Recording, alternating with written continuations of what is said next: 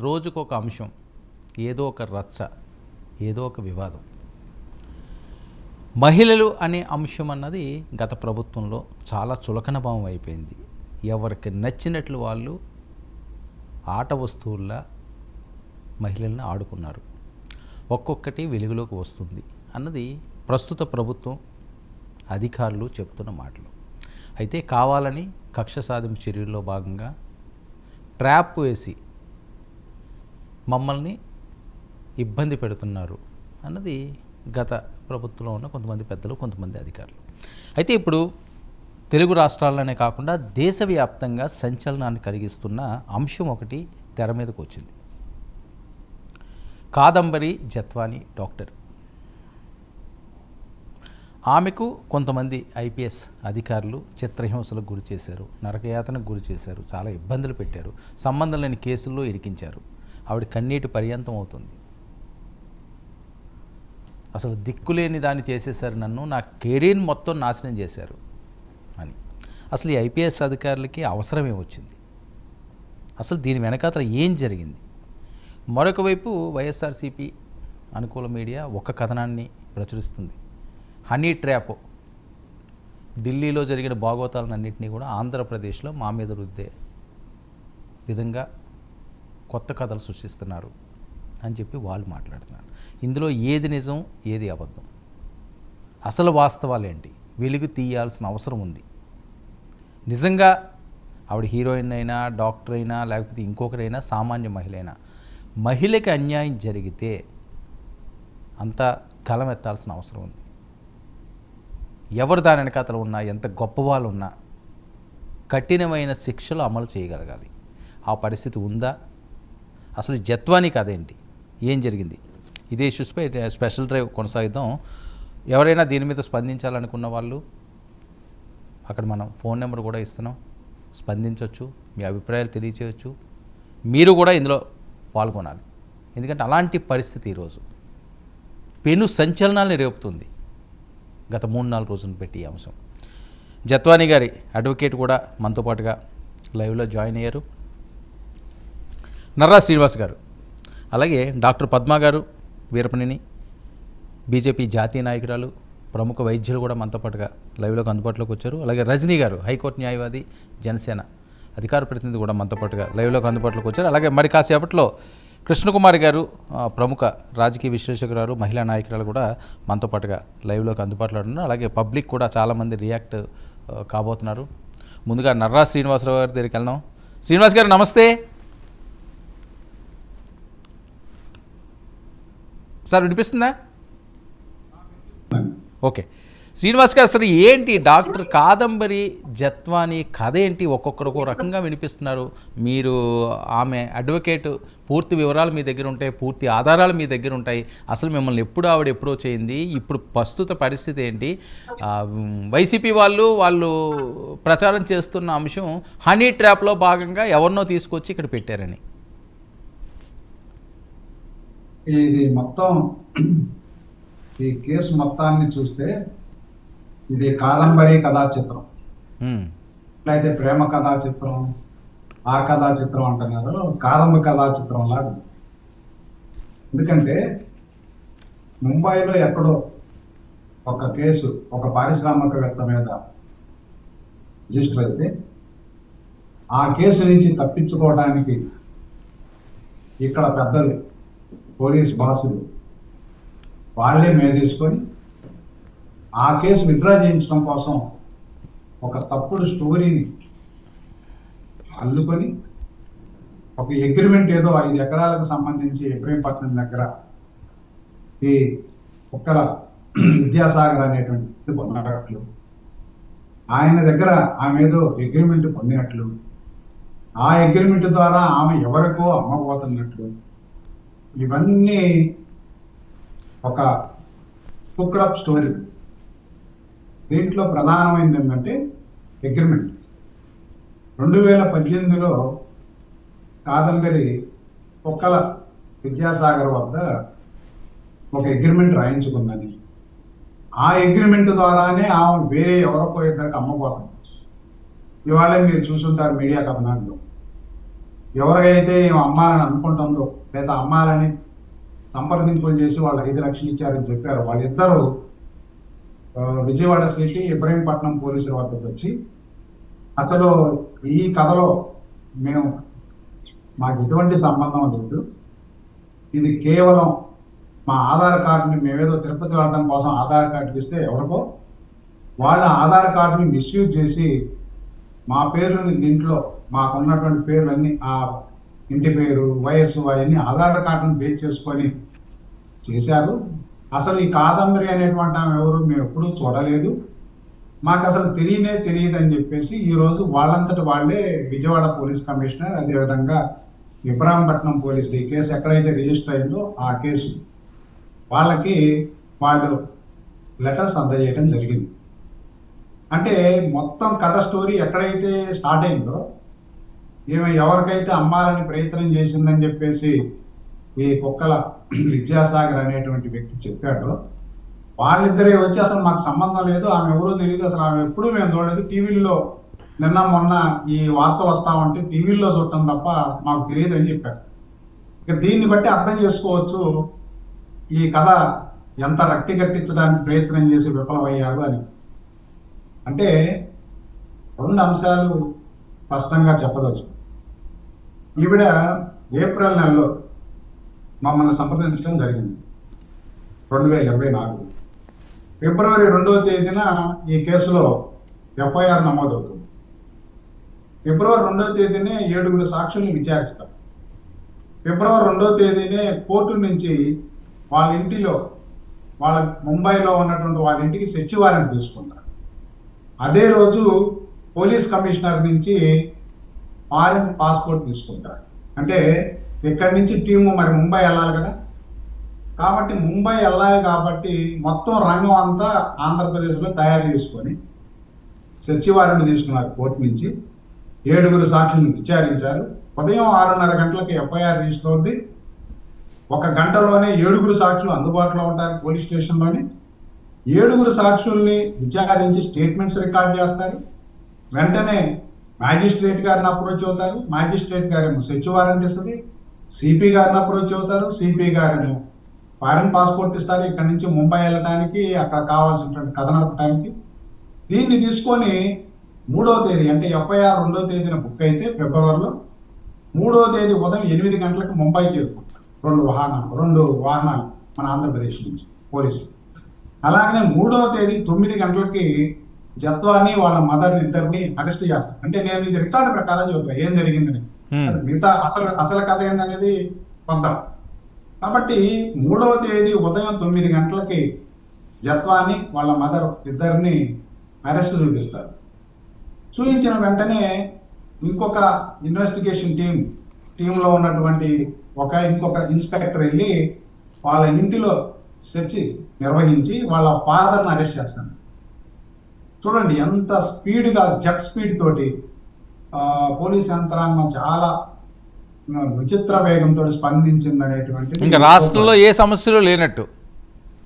అందులో అది election time, election schedule ఇవ్వబడుతున్నటువంటి టైంలో వాళ్ళందరూ ఆ షెడ్యూల్లో ఇన్వాల్వ్ కాకుండా ఈ షెడ్యూల్లో ఇన్వాల్వ్ అయ్యారు. సో ఇక్కడ విషయం ఏంటంటే సెర్చ్ జరిగేటప్పుడు ఆ ఇంటి ఓనర్కి ముందు నోటీస్ ఇవ్వాలి.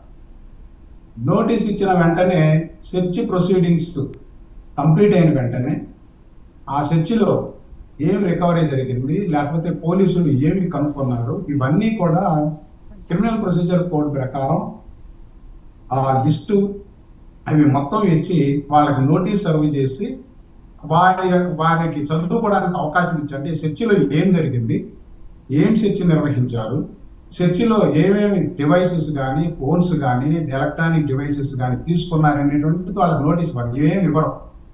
అలాగనే ఇంకొక విచిత్రం ఏంటంటే అరెస్ట్ సందర్భంలో వీళ్ళ ముగ్గురిని అరెస్ట్ చేసి వాళ్ళ ముగ్గురిని బంధించేసి వెహికల్స్లో బంధించేసి వాళ్ళకి ఎవరితోని యాక్సెసిబిలిటీ లేకుండా వాళ్ళ సెల్ ఫోన్లు మొత్తం బలవంతంగా లాక్కొని ఎలక్ట్రానిక్ డివైసెస్ మొత్తం తీసేసుకొని వాళ్ళందరినీ ఆ 2 వెహికల్స్లో తీసుకెళ్లి బాంబే పోలీసులకి ఫార్మల్గా ఇన్ఫార్మ్ చేసి బాంద్రా కుర్లా పోలీస్ స్టేషన్లో అక్కడి నుంచి మ్యాజిస్ట్రేట్ గారి దగ్గర ప్రొడ్యూస్ చేసి ఇమీడియట్గా అక్కడి నుంచి అంటే 3వ తారీఖు సాయంత్రం మహేష్ రెడ్డి గారి దగ్గర అక్కడ మెట్రోపాలిటన్ మహేష్ రెడ్డి గారి దగ్గర రివ్యూ చేసి 3వ తారీఖు సాయంత్రమే 8-9 గంటల ప్రాంతంలో అక్కడి నుంచి బయలుదేరి 4వ తేదీ సాయంత్రానికి వాడు ఇబ్రహీంపట్నం చేరుకుంటారు. అంటే ఇక్కడ ఒకటేంటంటే ఎఫ్ఐఆర్ రిజిస్టర్ చేయడం అనేటువంటిది, సాక్షుల్ని విచారించడం అనేటువంటిది, దీనికి కావాల్సిన నేపథ్యాన్ని సెర్చ్కి అరెస్ట్ కావాల్సిన నేపథ్యాన్ని తయారు చేసుకోవడం అనేటువంటిది 10 రోజుల ముందే జరిగింది.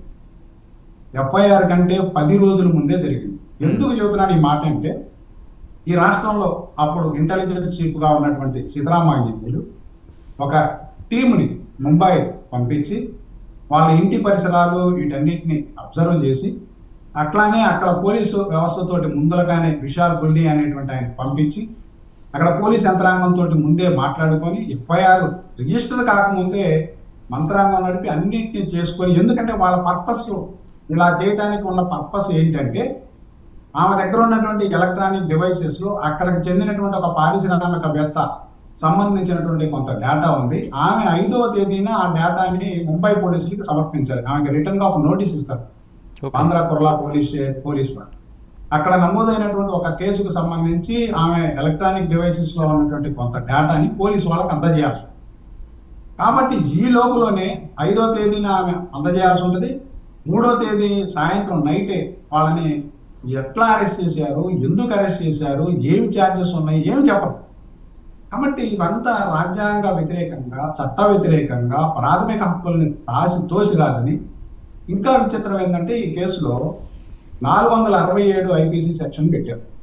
అంటే fabrication of documents, forgery of document అని పెట్టారు. ఆ డాక్యుమెంట్ ఎవరు ఫోర్జరీ చేశారనేది తేల్చరు. ఒక స్టేట్మెంట్స్ రికార్డ్ చేసుకొని విట్నెస్ తీసుకెళ్తారు. ఈ మొత్తం 10 సెక్షన్లు పెడితే ఆ 10 సెక్షన్లో ఈ ఒక్క సెక్షన్ 10 సంవత్సరాలకు పైన శిక్ష విధించదగిన కేసు. ఓకే, నటా సురేష్ గారు, ఒక్క విషయం, ఇబ్రహీంపట్నం తీసుకువచ్చారు తర్వాత? సరే, ఇబ్రహీంపట్నం తీసుకువచ్చిన తర్వాత 2 రోజులు పోలీస్ కస్టడీలో ఉన్నారు. ఓకే, 6వ తేదీన వాళ్ళు మ్యాజిస్ట్రేట్ గారి ముందు, మెట్రోపాలిటన్ మ్యాజిస్ట్రేట్ విజయవాడ వారి ముందు హాజరుపరిచారు. 6వ తేదీన హాజరుపరిచిన వెంటనే పోలీస్ కస్టడీ పిటిషన్ మూవ్ చేశారు. రైట్. ఆ తర్వాత 5 రోజుల పాటు వీళ్ళు పోలీస్ కస్టడీలో ఉంటారు. కోర్టులో ప్రొడ్యూస్ చేయటం, అట్లాగే పోలీస్ కస్టడీకి పిటిషన్ వేయటం, పోలీస్ కస్టడీకి సంబంధించి వాళ్ళ న్యాయవాదికి కానీ ఇంకొకళ్ళకి కానీ నోటీస్ అనేటువంటిది ఇవ్వరు. పోలీస్ కస్టడీకి ఇమీడియట్ గా తీసుకుంటారు.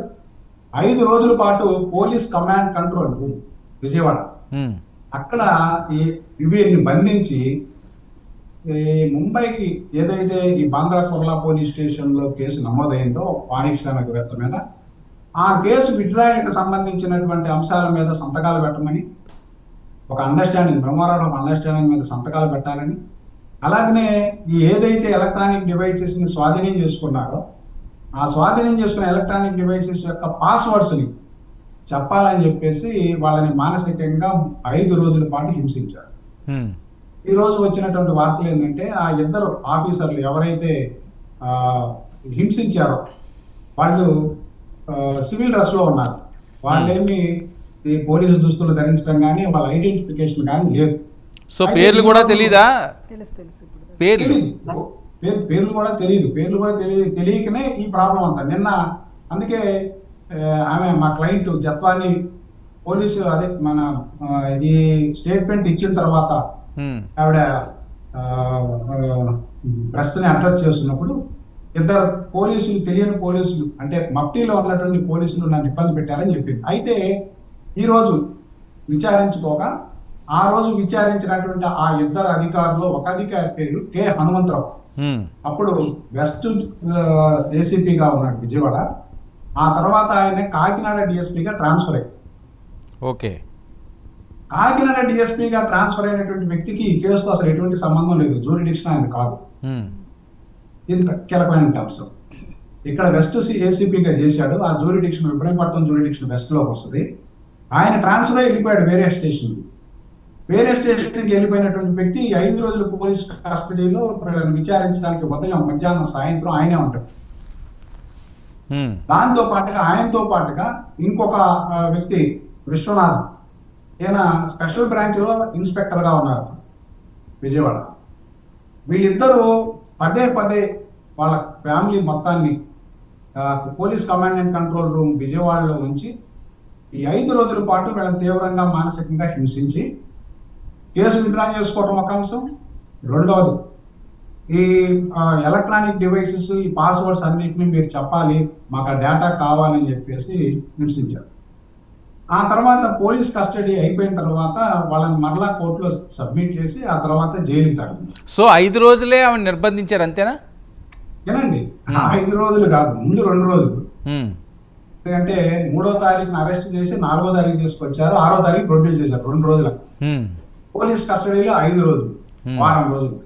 ఆ తర్వాత కోర్టుకి సబ్మిట్ చేసిన తర్వాత మరలా వాళ్ళు రిలీజ్ అయ్యేంత వరకు, అంటే 13వ తేదీన వాళ్ళు రిలీజ్ అవుతారు ఏప్రిల్. అంటే 20 రోజుల పాటు వాళ్ళకి బెయిల్ దొరకదు. అంటే 20 రోజుల పాటు బెయిల్ దొరకడం కదా, అసలు బెయిల్ ఎవరు అప్లై చేయరా వాళ్ళ తరఫున. ఆల్రెడీ అడ్వకేట్ వచ్చాడు, సిగ్నేచర్స్ తీసుకున్నాడు, బెయిల్ అప్లై చేస్తానని ఇష్యూరెన్స్ ఇచ్చాడు. వీళ్ళందరూ లోపల ఉన్నారు, వీళ్ళ బంధువులు కలవడానికి కానీ ఫోన్లు చేయడానికి కానీ అందుబాటులో లేవు, ఫోన్ నెంబర్లు. ఇంత తీవ్రంగా కట్టడి చేసి వాళ్ళకి అసలు ఎవరితోటి యాక్సెసిబిలిటీ లేకుండా వాళ్ళకున్నటువంటి 18 బ్యాంక్ అకౌంట్లు సీజ్ చేస్తారు, ₹1 వాళ్ళ దగ్గర ఉండదు. ఈ విధంగా ఏం చేశారని అంటే పోలీసు వాళ్ళు పూర్తిగా కట్టడి చేసేసి బేసిక్ హ్యూమన్ రైట్స్, కనీసం ఉరేసేటప్పుడు కూడా ఒక వ్యక్తికి నీకు చివరి కోరిక ఏందని అడుగుతారు. కానీ ఇక్కడ ఉన్నటువంటి పరిస్థితి ఏంటంటే ఎవరికి ఈ సమాజంలో బాహ్య ప్రపంచంలో ఉన్నటువంటి ఎవరితోటి వాళ్ళకి సంబంధాలు లేకుండా, డబ్బులు లేకుండా, ఆర్థికంగా అన్ని బ్యాంక్ అకౌంట్లు సీజ్ చేసేసి వాళ్ళ దగ్గర ఉన్న వస్తువులన్నీ స్వాధీనం చేసుకొని 4 నెంబర్స్ మొత్తం ఇచ్చేసిన తర్వాత వాళ్ళు ఎవరు కాంటాక్ట్ అయినా అడ్వకేట్ని సంప్రదించారు. ఆ అడ్వకేట్ మరి ఎందుకు వేయలేదు, ఏం చేశారు అనేటువంటిది తర్వాత తేలాలి. 20 రోజుల తర్వాత బెయిల్ అప్లికేషన్ వేస్తే మరలా 15 రోజుల తర్వాత ఆ బెయిల్ ఆర్డర్ వస్తుంది. అంటే టోటల్గా వాళ్ళు బెయిల్ పొందడానికి 40 రోజుల పాటు శ్రమించాల్సి ఉంటుంది. ఈ నేపథ్యంలో బెయిల్ నుంచి బయటకు వచ్చిన తర్వాత నన్ను అప్రోచ్ కావడం జరిగింది. ఆమె మరి గూగుల్లో సెర్చ్ చేసుకుందో లేదా ఎవరినైనా అడిగిందో ఒక కాంపిటెంట్ అడ్వకేట్ కావాలి అని నాకు ఫోన్ చేసింది. ఆ క్రమంలో ఇవన్నిటిని చూసిన తర్వాత నాకు చాలా ఆశ్చర్యం వేసింది. అసలు ఏంటి ఈ కేసు, ఏంటి దీనిలో ఉన్నటువంటి ఇంప్లికేషన్స్ ఏంటి, ఎందుకు ఈ విధంగా జరిగిందని. అప్పుడు కండిషన్ రిలాక్సేషన్ అంటే వాళ్ళు బెయిల్లో రిలీజ్ అయినప్పటికీ వాళ్ళు 2 నెలల పాటు కోర్టు జ్యూరిడిక్షన్ వదిలి వెళ్ళకూడదని చెప్పేసి బెయిల్ షరతుల్లో ఒక షరతు. 2వ షరతు వారానికి ఒకసారి ఇబ్రహీంపట్నం పోలీస్ స్టేషన్కి హాజరవ్వాలని. ఈ 20 రోజుల పాటు కూడా పోలీసు వాళ్ళని ఎక్కడికి కదలనీయకుండా సర్వేలెన్స్లో ఏర్పాటు చేసుకోవడం జరిగింది. ఆ విధంగా పోలీసులు అనునిత్యం వీళ్ళ యొక్క కదలికల్ని నియంత్రణ చేస్తూ మరి చాలా పెద్ద పోలీస్ అధికారులే దీంట్లో ఇన్వాల్వ్ అయినారని ఇప్పుడిప్పుడే తెలుస్తాము. సాక్షాత్తు డీజీపీని ఆ 2 పోలీస్ అధికారులు ఎవరైతే 5 రోజుల పోలీస్ కస్టడీలో విచారించారో ఆ 2 డీజీపీ గారే స్వయాన తన మనుషుల్ని అక్కడ డిప్యూట్ చేసి వాళ్ళ ద్వారా విషయాలు రాబట్టడం, వాళ్ళ కాంప్రమైజ్ని సెటిల్ చేయడం, ఇవన్నీ చేశారని చెప్పేసి ఇప్పుడిప్పుడే తెలుస్తున్నటువంటి వార్తలు. ఈ విధంగా అనేకమైనటువంటి అంశాల్లో బేసిక్ హ్యూమన్ రైట్స్ని డినై చేస్తూ, వాళ్ళకు ఉన్నటువంటి ముద్దాయిలకు ఉన్నటువంటి స్టాట్యూటరీ రైట్స్ని డినై చేస్తూ, చట్టపరమైనటువంటి నిబంధనలను పూర్తిగా ఉల్లంఘించి, అప్పుడు ఇంటెలిజెన్స్ చీఫ్గా ఉన్నటువంటి బాస్గా ఉన్నటువంటి పిఎస్ఆర్ ఆంజనేయులు గారు, అప్పుడు విజయవాడ పోలీస్ కమిషనర్గా ఉన్నటువంటి రాణా గారు, అప్పటి విశాల్ గున్నీ గారు, వీళ్ళ ముగ్గురు, అదేవిధంగా ఇంతకుముందు చెప్పినటువంటి డిఎస్పీ, సిఐ రాజేంద్రనాథ్ రెడ్డి గారు, అప్పుడు డీజీపీగా ఉన్నటువంటి రాజేంద్రనాథ్ రెడ్డి గారు, వీళ్ళందరి సమక్షంలో వీళ్ళని తీవ్రంగా నిర్బంధించి అనేక రకాలుగా మానసికంగా ఇంకా ఏం చేశారంటే పోలీస్ కస్టడీలో ఎవరికైనా ఈ విషయాలు తెలియజేస్తే మీ ఫ్యామిలీ మొత్తాన్ని రకరకాల కేసుల్లో వివిధ రాష్ట్రాల్లో తప్పుడు కేసులు పెడతామని చెప్పేసి బెదిరించారని వాళ్ళు చెప్తా ఉన్నారు. అందుకనే జైలు నుంచి రిలీజ్ అయిన తర్వాత బెయిల్ మీద వచ్చిన తర్వాత కండిషన్ రిలాక్సేషన్ కోసం నన్ను అప్రోచ్ అయినప్పుడు కూడా ఈ అంశాలు నాకు తెలియజేయలేదు. నేను తర్వాత అడిగితే ఏం జరిగింది, ఎందుకు మరి కనీసం ఇలాంటి విషయాలు చెప్పాలి కదా, లాయర్లుగా మేము మీకు న్యాయ సహాయం అందిస్తాం కదా అంటే, అప్పుడు మేము మానసిక ట్రామాలో ఉన్నాము, అన్నీ కట్టడి చేశారు, మాకు ఎవరితోటి యాక్సెసిబిలిటీ ఇవ్వలేదని చెప్పేసి చెప్పడం జరిగింది. ఆ వెంటనే మేము వాళ్ళ యొక్క ఏవైతే డివైసెస్ ఉన్నాయో వాటిని రిటర్న్ చేయమని, అదేవిధంగా ఇది ఫాల్స్ కేసు కాబట్టి కేసును కొట్టేయమని చెప్పేసి హైకోర్టులో వాష్ పిటిషన్స్ని మూవ్ చేయడం జరిగింది. వాళ్ళ బ్రదరు ఫారిన్ లో ఉంటారు, 3 సంవత్సరాలు వెళ్ళి దుబాయ్ వెళ్ళి ఆయన వ్యాపారం చేస్తూ ఉంటారు. ఆయనకి ఈ కేసుతో ఎటువంటి సంబంధం ఉండదు, అయినప్పటికీ ఆయన 4వ ముద్దాయిగా చూపిస్తారు. వాళ్ళ ఫాదర్కి 74 సంవత్సరాలు, ఆయన రిటైర్డ్ ఆర్మీలో నేవీలో పనిచేశాడు. వాళ్ళ మదర్ రిజర్వ్ బ్యాంకులో అసిస్టెంట్ మేనేజర్గా రిటైర్ అయింది, ఆమెకి 64 సంవత్సరాలు. అంటే ఒక లా తన యాక్షన్ తీసుకునేటప్పుడు ఈ సీనియర్ సిటిజన్స్గా ఉన్నటువంటి వాళ్ళు ఎంతో వాళ్ళు సర్వీస్ చేసి దేశానికి రిజర్వ్ బ్యాంకులోనూ నేవీలోని సర్వీస్ చేసినటువంటి అధికారులు, పోలీస్ అధికారులు అయ్యండి, ఐపీఎస్ అధికారులు అయ్యండి ఎంత అమానవీయంగా ప్రవర్తించారనేది ఈ కేసు ఒక క్లియరింగ్ ఎగ్జాంపుల్. చట్టం ఇలా కూడా దుర్వినియోగం చేయొచ్చు ఆ రాజ్య వ్యవస్థ ద్వారా, ఏ విధంగానైనా నియంతృత్వ పోకడలతో నియంత్రించవచ్చు ఆ వ్యక్తి స్వాతంత్రాన్ని అనేటువంటిది ఈ కేసు ఒక పెద్ద కేస్ స్టడీ.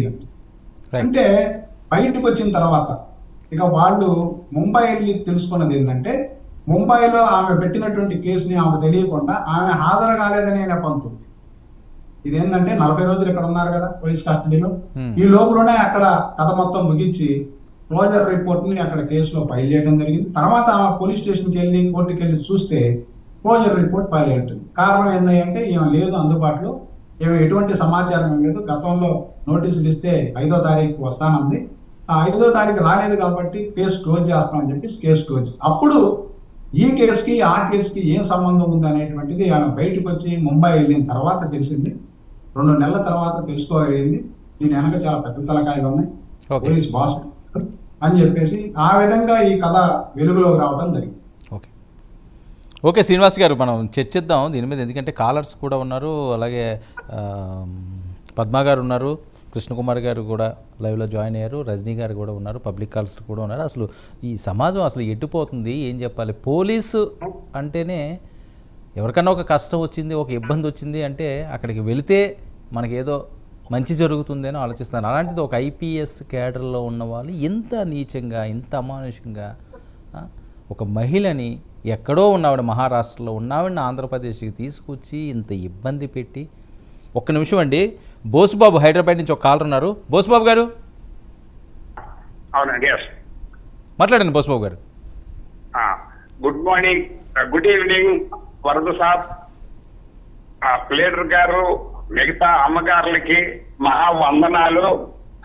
కానీ డాక్టర్ కె జత్వానీ గారికి జరిగిన బాధ ఇంత అంత కాదు, దానికి ఎంతో బాధపడుతున్నాము. అయితే ఆంధ్రప్రదేశ్ లో వాళ్ళకి జరిగిన అన్యాయానికి ఇప్పుడు విరుగుడుగా సీఎం గారు, పవన్ కళ్యాణ్ గారు ప్రత్యేకమైన శ్రద్ధ తీసుకొని వీళ్ళకి 100 పాళ్ళు జట్ స్పీడ్ లో న్యాయం చేసే ఏర్పాట్లు చేసినందుకు తల వంచి 100 నమస్కారాలు. కానీ ఈ పోలీస్ ఆఫీసర్స్ ఇంత పనికిమాలిన పనులు చేస్తారని దేశంలో ఎప్పుడు ఎవరో కూడా ఊహించలేం. వీళ్ళ ఐపీఎస్ చదివింది ప్రజలకి మేలు చేయటానికి కాదు, కీడు చేయటానికి గురువు అయిపోయింది. వీళ్ళకి చదువు ఉంది, కీర్తి ఉంది, తనపై తాను నిగ్రహం లేని వాడికి పతనం తప్పదు. వాళ్ళ పతనం కళ్ళార చూడాలని కాంక్ష నాకు. అయితే వాళ్ళ మదర్ గోల్డ్ మెడలిస్టు జిత్వానీ గారంటే, జిత్వానీ అనే పేరుకి వేడుక అని పేరు.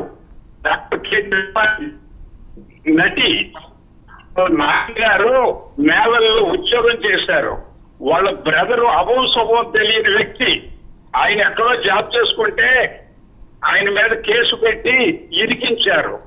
ఈ అభంలో ఇక్కడికి తీసుకొచ్చి విటిపిఎస్ గెస్ట్ హౌస్ లో విచారించడం ఏమిటి? అసలు ఇలా ఏం పవర్స్ ఉన్నాయి? అందులో ఒక లేడీ ఆఫీసర్ లేకోకుండా కట్టు కథలతో సివిల్ కేసు బనాయించి ఆడెవడో బడవని కుక్కలోటి భూములు అమ్మినట్టుగా చెప్పి ఈయన తీసుకొచ్చి ఇంత అన్యాయం చేయడానికి బలమైన కారణం ఉంది. దానికి బాంబేలో పారిశ్రామికవేత్త జిందాల్ అనే బడవ ఆ కేసు నుంచి తప్పించడానికి ఇంత నాటకం ఆడిన ఈ దరిద్రుల పేర్లు నేను ఉటంకించను. కె జిత్వాని గారంటే జిత్వానికి అంటే మీనింగ్ ఏంటంటే వేడుక. జిత్వానికి ఫుల్ ఫామ్ లో వేడుక. అటువంటి మహామనిషికి వీళ్ళు క్రూరాతి క్రూరమైన పనులు చేసి ఇంత వాళ్ళకి ఒక తెలుగు ముక్క రాదు, వాళ్ళ దగ్గర ₹1 లేదు. కానీ అష్ట కష్టాలు అంటారు తప్పు. ఎన్ని కష్టాలు పెట్టినారో చెప్పుకోటానికి మాటలు రావటం లేదు. విపరీతమైన బాధగా ఉంది. ఆ ప్లేడర్ గారికి నమస్కారం, నర్రా వారికి 100 నమస్కారాలు, మిగతా అమ్మగారులకి నమస్కారం. వీళ్ళందరికీ మన జిత్వాని గారికి మేలు జరగాలని సింపతి కాదు ఇంపతి, సింపతి కాదు నాకు ఇంపతిగా ఉంది. ఈ 3 రోజుల నుంచి నేను పడిన బాధ ఇంత అంత కాదు. నాకు 76 ఏళ్ళు అయినా ఆమె నా మనుషులు నీ మనిషి కాదు. దేశంలో ఏ ఆడకూతురికి జరగని అన్యాయం ఈమెకి జరిగింది. దీన్ని మన సీఎం గారు చక్కగా టేకప్ చేశారు. ఖచ్చితంగానండి బోసుబాబు గారు ఖచ్చితంగా ప్రభుత్వం ఆవిడకి అండగా ఉంది. మీలాంటి వాళ్ళందరూ అండగా ఉన్నారు, మాలాంటి వాళ్ళందరూ అండగా ఉన్నారు. ఎక్కడ అన్యాయం జరిగితే అక్కడ ఖచ్చితంగా మనం గలం విప్పుదాం. పద్మగారు ఏంటి అరాచకం? డాక్టర్, ఉన్నత విద్య చదువుకుంది, గొప్ప నటి, చాలా బ్రైట్ ఫ్యూచర్ ఉంది, నాశనం అయిపోయింది, మొత్తం నాశనం చేస్తారు. రాజ్యహింసకు పరాకాష్ట అండి ఈ కేసు. మనం ఎప్పుడు చాలాసార్లు వింటుంటాం పోలీసులు తప్పుడు కేసులు ఇరికిస్తున్నారు, వాళ్ళు ఎక్సెస్గా బిహేవ్ చేస్తున్నారు అనేది మనం చాలా సందర్భాల్లో చూస్తుంటాం, చాలామంది కంప్లైంట్ చేస్తుంటారు. కానీ ఎక్కడో అహ్మదాబాద్లో పెరిగి మహారాష్ట్రలో బ్రతుకుతున్న అమ్మాయికి అసలు ఇబ్రహీంపట్నంతో ఏం సంబంధం ఉందనే కామన్ సెన్స్ లేని పోలీస్ ఆఫీసర్స్ ఉన్నారు. వీళ్ళందరూ ఐపీఎస్ ఆఫీసర్స్ కాదండి, జేపీఎస్ ఆఫీసర్స్ వీళ్ళు. ఈ కథ మొత్తం తాడేపల్లి టు ఇబ్రహీంపట్నం వయా ముంబై, ఈ మొత్తం ఇది కూడా. ఇది ఇందాక లాయర్ గారు చెప్పినట్టు ఆయన చాలా స్పష్టంగా క్లారిటీగా ఎక్స్ప్లెయిన్ చేశారు. అసలు ఫస్ట్ ఆఫ్ ఆల్ బహుశా భారతదేశ చరిత్రలోనే ఇంత ఫాస్ట్గా ఒకడెవడో కేసు పెట్టడం ఏంటి, 6:30కి 7 సాక్షుల్ని విచారించడం ఏంటి, ఇమీడియట్గా సిపి గారు ఫారిన్ వారెంట్ ఇవ్వడం ఏంటి, వీళ్ళు వెళ్ళిపోవడం ఏంటి, సర్చ్ వారెంట్ అసలు ఏ బేసిస్ మీద ఇస్తారు? 2018లో ఎప్పుడో ఫైల్ చేసిన ఒక డాక్యుమెంట్ చేశారని చెప్తే 2018 నుంచి 2023-24 వరకు ఇతను ఏం చేస్తున్నాడు? ఈ మహారాజశ్రీ కుక్కల వారు ఏం గాడిదలు కాస్తున్నాడు? అప్పటి వరకు వచ్చి సడన్గా పెట్టేస్తాడు కంప్లైంట్. పెట్టేగానే వీళ్ళు వితిన్ 24 hours మొత్తం అన్ని మ్యాజిస్ట్రేట్ దగ్గర సర్చ్ వారెంట్తో సహా అన్నీ తెచ్చేసుకొని వెంటనే ఫ్లైట్ వేసుకొని వెళ్ళిపోతారు. వాళ్ళు ఇష్టం వచ్చిన ఎక్కడో కాకినాడలో చేస్తున్న వాళ్ళందరినీ ఏరి చూస్ చేసుకొని, ఎక్కడ ఇతని మొవ్వ మండలానికి చెందినవాడు ఈ కుక్కల వారు వచ్చి ఇక్కడ ఏం చేస్తున్నాడు, ఈయన ఇక్కడ ఎందుకు కేసు పెట్టాడు? ఎందుకంటే ఇక్కడ ఎవరో వాళ్ళ తొత్తున్నాడు ఈ పోలీస్ స్టేషన్లో, వీళ్ళు చెప్పిన మాట వినేవాడు ఎవడో ఉన్నాడు. 6:30కి ఇస్తే 7:30 కల్లా వీళ్ళు కోర్టు దగ్గరికి పంపించేశారంటే అసలు కోర్టు స్టార్ట్ అయ్యేదే 10ంటికి, కార్యకలాపాలు స్టార్ట్ అయ్యేది 7:30 కల్లా పంపించేశారు. అది అసలు ఏమన్నా అర్థం పర్థం ఉందండి ఈ కేసులో? అసలు కామన్ సెన్స్ ఉన్న వాళ్ళకి ఎవరికైనా కూడా కొన్ని లీగల్ టెనెట్స్ ఉంటాయి. ఏంటి అంటే, మీకు సస్పెక్టెడ్ క్రైమ్ జరిగిన టైం నుంచి కంప్లైంట్ చేసిన టైంకి చాలా గ్యాప్ ఉన్నప్పుడు, ఇమీడియట్గా ఇది లేనప్పుడు చాలా గ్యాప్ ఉన్నప్పుడు ఫస్ట్ ఎంక్వైరీ చేసి అవసరం అనుకుంటేనే అరెస్ట్ చేయమనేది అనేక న్యాయస్థానాల తీర్పుల్లో ఉంది. అది ఫాలో అవరా పోలీస్ వాళ్ళు? ఆ అమ్మాయికి నోటీస్ ఇచ్చారా? ఇవ్వకుండా వెళ్ళిపోయారు. ఆ అమ్మాయి అన్న టెర్రరిస్టా లేకపోతే ఏంటండి? అమ్మాయి అన్న సీరియల్ కిల్లరా, మావోయిస్టా? అమ్మాయి అన్న ఏంటి? అమ్మాయి వల్ల ఏంటి అంటే ఎంత దారుణం! ఆవిడ నిజంగా ఎలా భరించిందో, ఆవిడ 2 చేతులు పెట్టి నమస్కారం పెట్టాలి, సంబంధం లేని ఊర్లో. ఆ అమ్మాయి కాదు, ఇప్పుడు నేరం చేసిన అమ్మాయి అంటున్నారు. కనీసం పోలీస్ వాళ్ళు 2 పేర్లు చెప్తున్నారు. అతని ఫ్రెండ్స్ ఎవరో, కుక్కల వారి ఫ్రెండ్స్ ఎవరో 2 ఉన్నారు. వాళ్ళని తీసుకొచ్చి కనీసం ఈ అమ్మాయి తెలుసా మీకు, ఈ అమ్మాయి దగ్గర ఈ అమ్మాయికి మీరు 5 లక్షలు ఇచ్చారా అనేది కనీసం బేసిక్ ఎంక్వైరీ కదా, అది కూడా చేయలేదు. ఇవాళ ఏంటి, వాళ్ళు వచ్చి మాకు అసలు ఈ అమ్మాయి ఎవరో తెలియదు, మేము ఈ డబ్బులు ఎప్పుడు మేము తీసుకోలేదు, మాకు అసలు అసెట్ ల్యాండ్ గురించి మాకు తెలియదు అని చెప్పిన పరిస్థితి కదా. అంటే పోలీస్ ఆఫీసర్స్ బేసిక్ ఇన్వెస్టిగేషన్ చేయరా? బేసిక్ ఇన్వెస్టిగేషన్ చేయకుండా ఎవడో ఒకటితో కేసు పెట్టించడం. అసలు ఈ కేసు అనేది ఒక మిష మాత్రమే అండి. ఆ అమ్మాయిని లిఫ్ట్ చేయడానికి వీళ్ళు యూజ్ చేసుకున్న ఒక మిష అది. రైట్. ఇప్పుడు న్యాయం జరుగుతుందా? ఇలాంటి చాలా కేసులు వింటున్నాం, ఇదే పరిస్థితి. న్యాయం జరిగే పరిస్థితి ఉందా? న్యాయం జరుగుతుందనే నేను భావిస్తున్నానండి. ఎందుకంటే ఈ కేసు ఎప్పుడైతే మీడియాలో వచ్చిందో స్వచ్ఛందంగా కూటమి ప్రభుత్వం ఆంధ్రప్రదేశ్లో దీన్ని టేకప్ చేసింది అండ్ దాని మీద ఇన్వెస్టిగేషన్ చేస్తున్నారు. ఆ అమ్మాయి కూడా she came down and complaint, capable lawyer ఉన్నారు. అట్లీస్ట్ ఇప్పుడు అవైలబుల్ దీంట్లో చూస్తే ప్రతిదీ కూడా తుంగలో తక్కిన ఇవే కనిపిస్తున్నాయి మనకి. బేసిక్ ఏవేవి చేయాలి అవన్నీ కూడా అమ్మాయికి బేసిక్ రైట్స్ అండి, స్టాట్యూటరీ రైట్స్ ఉంటాయి. అరెస్ట్ అవ్వగానే అమ్మాయికి ఇన్ఫామ్ చేయడం, వాళ్ళకి ఫోన్ కాల్స్ చేసుకొని ఇవ్వటం, అట్లాగే లీగల్ హెల్ప్ తీసుకోవటం, బెయిల్ అనేది ఒక రూల్. అసలు ప్లాన్డ్ గా చేసింది కదా పద్మ గారు, ఇది చాలా ప్లాన్డ్ గా చేసింది కదా, ఇంకెవన్నీ ఎక్కడ దొరుకుతాయి? ప్లాన్డ్ గా చేశారు. దీనికి అత్యున్నత స్థాయిలో ఉన్న వాళ్ళ దగ్గర నుంచి ఆర్డర్స్ వస్తే తప్పితే వీళ్ళందరూ ఇంత ఫాస్ట్ కదలరు. ఇప్పుడు 3 ఐపీఎస్ ఆఫీసర్స్, ఇప్పుడు 4 ఆయన పేరు కూడా బయటకు వచ్చింది, మాజీ డీజీపీ గారి పేరు. సో ఈ 4 ఐపీఎస్ ఆ స్థాయిలో ఉన్నవాళ్ళు అంటే ఓన్లీ సజ్జలు చెప్తేనే వినరండి, ఇంకా పై స్థాయి నుంచి రావాలి. సజ్జలకి జిందాల్కి ఏం సంబంధం ఉంటుందండి? అవును, డైరెక్ట్ సంబంధం అయితే ఉండదు కదా. మీకు జిందాల్ గారు ఇంతకు ముందు ఆయన అదేంటి స్టీల్ ఫ్యాక్టరీ ప్రారంభోత్సవంలో కూడా చెప్పారు, నాకు వైఎస్ రాజశేఖర రెడ్డి చాలా ఆప్తులు, ఈయన నా దగ్గరే ట్రైన్ అయ్యాడు, మా వాడికి బిజినెస్లో మెళకువలు నేర్పించమని నా దగ్గరికే పంపించారు, నా ఆఫీస్లోనే పనిచేశాడు. అంటే వీళ్ళ అనుబంధం ఈ రోజుది కాదు, ఏదో ఆయన ఇక్కడ స్టీల్ ఫ్యాక్టరీ పెట్టడానికి వచ్చాడు, ఏదో ఇప్పుడు స్టార్ట్ అయిన అనుబంధం కాదు, ఇది ఎప్పటి నుంచో ఉన్న అనుబంధం అనుకోవాలి మనం. సో డెఫినెట్గా బావకళ్ళల్లో ఆనందం చూడటానికి ఏదో అంటారు చూడండి, ఆ టైప్లో ఈయన్ని దాంట్లోంచి బయటపడేయటానికి, ఆయన మెప్పు పొందడానికి వీళ్ళందరూ కలిసి ఎంతో డబ్బులు చేతులు మారి ఉంటాయి ఇక్కడ. అందరి రంగు బయటపడాల్సిన అవసరం ఉంది. ప్రజలు కూడా పెద్ద ఎత్తున స్పందిస్తున్నారు దీని మీద. ఈ ఐపీఎస్ ఆఫీసర్స్ ఇమీడియట్ గా సస్పెండ్ చేయాలండి. I don't know why government ఇంకా, ఎందుకంటే అమ్మాయి క్లియర్ గా నేమ్ చేస్తోంది, ఆధారాలు కనిపిస్తున్నాయి. What are the waiting for? వాళ్ళని సస్పెండ్ చేయాలి ఇమీడియట్ గా. సస్పెండ్ చేసి ఎంక్వైరీ చేయండి. ఎంక్వైరీ చేసి కొన్ని కేసెస్ లో మీకు ప్రెసిడెంట్ వరకు వెళ్ళి. రజనీ గారు మీరు మాట్లాడుతున్నారా? మీ వాయిస్ వస్తున్నదండి, ప్లీజ్ ప్లీజ్ మీరు కొద్దిగా మ్యూట్లో ఉండండి. ఒక్క నిమిషం అండి, ఒక కాలర్ ఉన్నారు, అది తీసుకుని మీ దగ్గరికి వస్తాను. స్వామి తణుకు నుంచి మరొక పబ్లిక్ కాలర్ ఉన్నారు. స్వామి గారు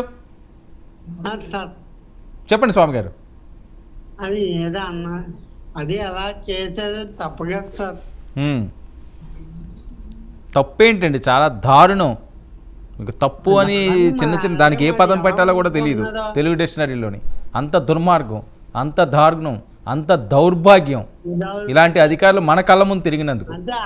భాష రాని అమ్మాయిని కనీసం ఇంటర్ప్రెటర్ లేకుండా ఇష్టం వచ్చినట్టుగా పేపర్ మీద సంతకం పెట్టించడం ఖచ్చితంగానండి. ఖచ్చితంగా ప్రభుత్వం ఉంది, మీరందరూ ఉన్నారు. ఆమెకి ఒక్క కుటుంబమే కాదు, ఇప్పుడు లక్షలాది కుటుంబాలు అండగా ఉన్నాయి. ఖచ్చితంగా న్యాయం జరుగుతుంది. స్వామి గారు థ్యాంక్ యూ. రజనీ గారు